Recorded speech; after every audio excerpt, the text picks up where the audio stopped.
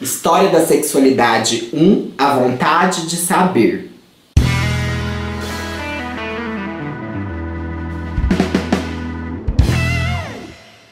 Damos continuidade hoje à série sobre a história da sexualidade de Michel Foucault. No vídeo anterior, nós falamos sobre o capítulo 1, que é Nós Vitorianos. Falávamos a respeito do que há de tão perigoso em falar sobre o sexo, e que até determinada época, falar de sexualidade não era tão proibida como é nos dias atuais, como causa burburinhos, como sempre tem que se falar tampando a boca, no cantinho, escondido. Mesmo que a internet escancarou tudo, ainda tem muito pudor ao se falar de sexualidade. Por que há de tão perigoso em se falar? E ao mesmo tempo, quanto mais se proíbe, mais se desperta o desejo de falar. Então a censura, a repressão, leva à transgressão, a falar sobre, e usamos o caso do governo Bolsonaro, em que o tempo todo está se querendo cortar a sexualidade, não pode oferecer kit gay, mas a Damares está procurando namorado no Tinder, né? Então está sempre nesse governo recheado de sexualidade e escândalos, porque ele proíbe, mas ele quer falar sobre sexo. E neste vídeo nós vamos para o capítulo 2, que será dividido em 2 vídeos, pois o capítulo é um pouco longo. Então e é dividido em 2 tópicos. Então nós tratamos da hipótese repressiva, o título do capítulo é esse. E o primeiro tópico chama a incitação dos discursos. Ele começa mostrando que o século XVII seria o início de uma época de repressão própria das sociedades chamadas burguesas, e da qual talvez ainda não estivéssemos completamente liberados. Denominar o sexo seria, a partir deste momento, mais difícil e mais custoso. Então, é nesse momento que vai se reduzi-lo ao nível da linguagem. E aí, nos últimos séculos, depois da era do século XVII, nós temos o século XVIII, XIX e XX, com o Iluminismo, a Revolução Francesa também. E nós temos que, em torno e a propósito do sexo, vai haver uma verdadeira explosão discursiva. No século XX, mais ainda, quando se descobre a pílula anticoncepcional. E com isso as mulheres passam a ter um rigor, um controle do seu corpo, porque antes elas não controlavam, elas eram reprodutoras e à mercê dos seus maridos. Elas não faziam sexo para prazer, elas faziam obrigadas a reproduzir. O homem poderia ter prazer, a mulher não. Triste história essa nossa.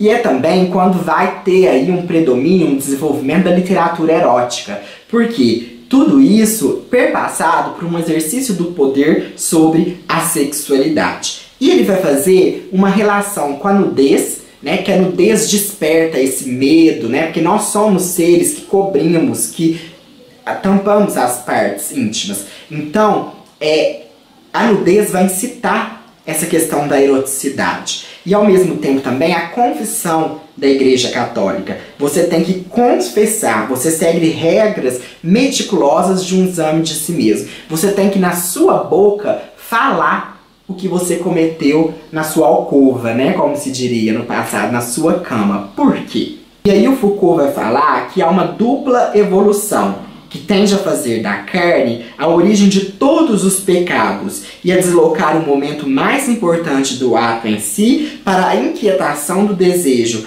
tão difícil de perceber e formular, pois que é um mal que atinge todo homem e sob as mais secretas formas.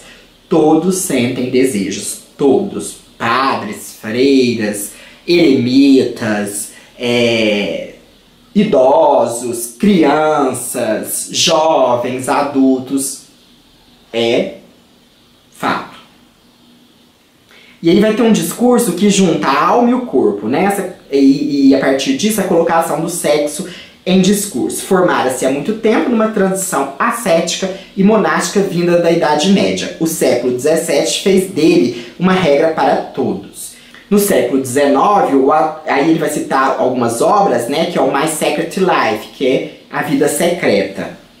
E sempre vai ter uma repetição, um prolongamento e um estimulante a respeito do falar sobre o sexo. No século XVIII, começa a haver uma incitação política, econômica, técnica a falar do sexo. O que é isso? Vamos perceber que o sexo vende. Tá aí o mercado pornográfico, o mercado de prostituição, das sex shops, né? O sexo vende. Há uma polícia do sexo, isto é, necessidade de regular o sexo por meio de discursos úteis e públicos e não pelo rigor de uma proibição. São os dispositivos da sexualidade que depois ele vai descrever muito bem. E ao mesmo tempo que há essa incitação discursiva, há um silêncio, que é esse silêncio que eu falei. Você tem que virar a boca para falar, você tem que falar no confessionário, você tem que fechar a porta do quarto, você tem que...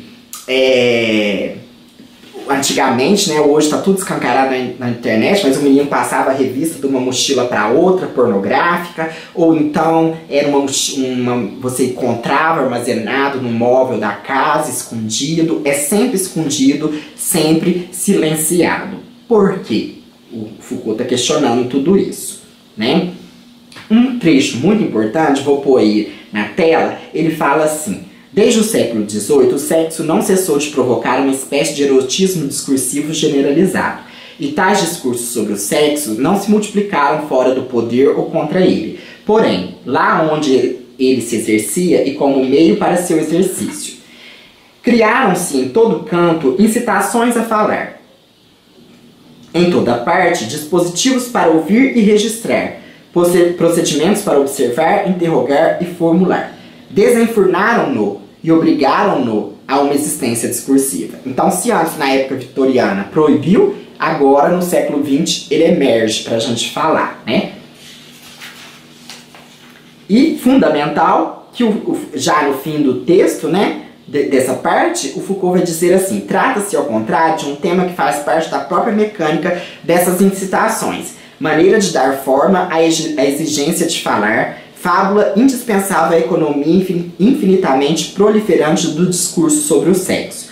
O que é próprio das sociedades modernas não é terem condenado o sexo a permanecer na obscuridade, mas sim o terem devotado a falar dele sempre, valorizando-o como segredo. Então, nesse capítulo, a gente vai ver que, após a era vitoriana, vai ter uma incitação dos discursos para falar sobre o sexo, mas que ainda, e até nos dias de hoje, o colocam no nível do segredo. Resumindo, é isso que eu entendi, que eu compreendi, é a leitura que eu faço, é a leitura que estamos fazendo de história da sexualidade, é a vontade de verdade, a vontade de saber, né? O volume 1 do Michel Foucault da História da Sexualidade. Leia conosco, deixe o seu comentário, a sua reflexão, vamos discutir e discursivizar esse assunto tão polêmico e tão caro a nós, que é a sexualidade humana.